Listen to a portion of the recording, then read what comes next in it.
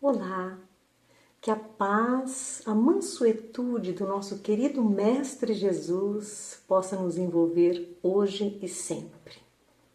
E sempre é um presente, é um prazer retornar ao espaço do Evangelho.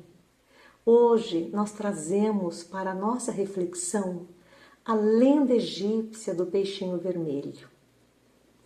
Havia um belo jardim, um grande jardim, e bem no meio desse jardim havia um lago. E neste lago havia uma comunidade de peixes, peixes de várias espécies, de tamanhos diferentes. E o menorzinho deles, o peixinho vermelho, era um peixinho bastante desprezado. Ele, aliás, era até mal percebido naquele lago. Muitas vezes ele fugia, inclusive, de alguns ataques quando era percebida a sua presença. Quase não lhe sobrava comida, ele vivia correndo para lá e para cá, atrás de algum alimento, mas não conseguia. E aqueles peixes comelões queriam saber só do sossego, da tranquilidade, da ociosidade, se alimentavam das larvas existentes, naquele lago, e muitas vezes ficavam escondidos em ocas escuras, meio lamacentas. Chegou um momento que aquele peixinho, ele se cansou daquela vida e começou a estudar permanentemente todos os cantos, contando ladrilhos, toda a quantidade de ladrilhos que havia naquele lago, e começou a observar, estudar e procurar pesquisar as ocas escuras, até que ele encontra uma passagem, uma grade muito estreita, onde ele percebia que dava vazão para outro local. Então, ele com muita vontade, muita sede de pesquisar, de descobrir, ele atravessa. Ele falou, o que será que tem daquele lado? Eu vou pesquisar. E vai através daquela passagem estreita, por um caminho, e ali vai para um regato, em frente mais algum córrego, até desaguar num rio. E neste caminho ele fez muitas amizades, amizade com outros peixes, outras qualidades de peixes, e teve a oportunidade de visualizar coisas novas, carros, pessoas, vegetação, a luz do sol. Foram muitas descobertas. E neste caminho ele teve bastante atenção, bastante informação, até que chegou um momento que aquelas águas do rio foram desaguar no mar. E no mar ele ficou encantado. Naquele mar ele começou a descobrir uma grande qualidade de peixes, muitas espécies diferentes. A alimentação ali era farta, até que ele encontrou o Castelo dos Corais. E ali ele fez a sua residência, foi muito bem recebido por amigos atenciosos, viveu feliz por muito tempo. Até que ele soube, através de informações dos seus companheiros, que haveria uma grande seca, que aqueles rios, aqueles lagos menores, que eles secariam, baixaria totalmente o nível da água e eles estariam numa dificuldade muito grande. Aliás, que eles poderiam perecer, realmente. E aquele peixinho amoroso, preocupado com os seus companheiros, ele teve aquele sentimento de misericórdia e ele falou, tenho que tentar avisar meus companheiros. Mesmo eu não recebendo muita atenção, muito carinho deles, aliás, quase nada de atenção, eu preciso voltar.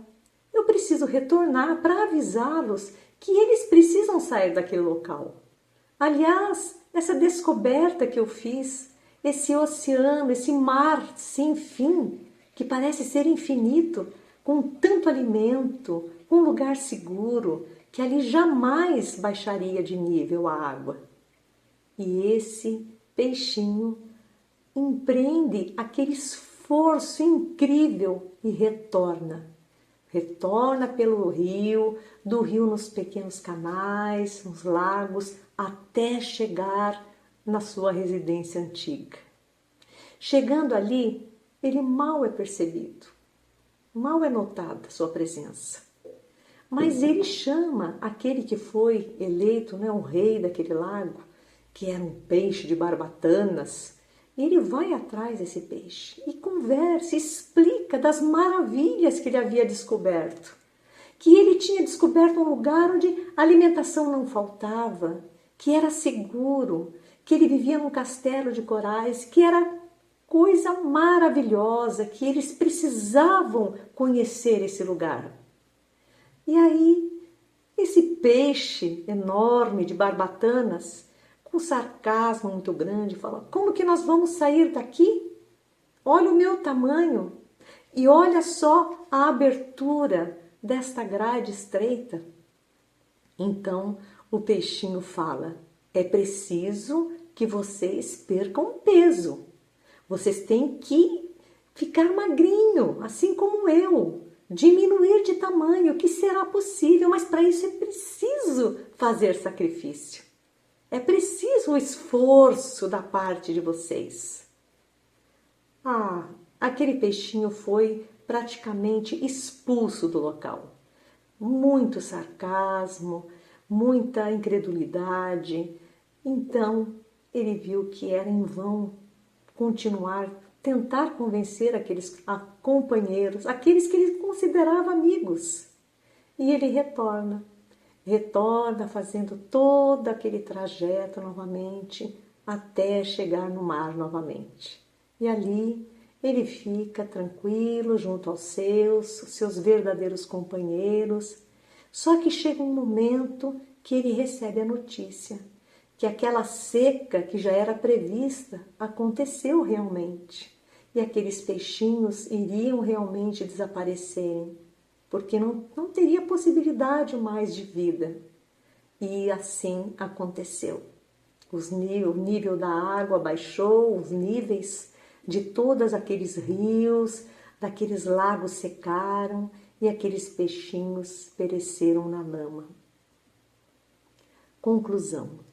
Esta é uma lenda que faz parte do início de uma grande obra de André Luiz. É o livro Libertação. E é feita uma analogia desse peixinho vermelho com a salutar, o desvelado, prazeroso André Luiz, quando ele tinha a necessidade, depois de resgatado numa situação tão difícil para a colônia, o nosso lar, ele tinha essa vontade de voltar e falar das maravilhas. André Luiz, ele foi um grande responsável em trazer notícias que nós jamais saberíamos se não fosse esse peixinho vermelho. E é muito interessante porque o esforço de André Luiz buscando acender luz nas trevas é semelhante à missão do peixinho vermelho. Encantado com as descobertas do caminho infinito, realizadas depois de muitos conflitos no sofrimento, volve aos recôncavos da crosta terrestre, anunciando aos antigos companheiros que além dos cubículos em que se movimentam, resplandece outra vida, mais intensa e mais bela, exigindo, porém, acurado aprimoramento individual para a travessia da estreita passagem de acesso às claridades da sublimação. Ele fala, informa, prepara, esclarece, Há, contudo, muitos peixes humanos que sorriem e passam entre a mordacidade e a indiferença, procurando locas passageiras ou pleiteando larvas temporárias. Esperam um paraíso gratuito com milagroso deslumbramento depois da morte do corpo. Mas, sem André Luiz e sem nós, humildes servidores de boa vontade, para todos os caminheiros da vida humana, pronunciou o pastor divino as indeléveis palavras: a cada um será dado de acordo com as suas obras. Emmanuel, que possamos continuarmos sendo os humildes trabalhadores do Mestre Jesus, buscando infinitamente a observação, o estudo, o esforço nos nossos dias. Que assim seja, graças a Deus.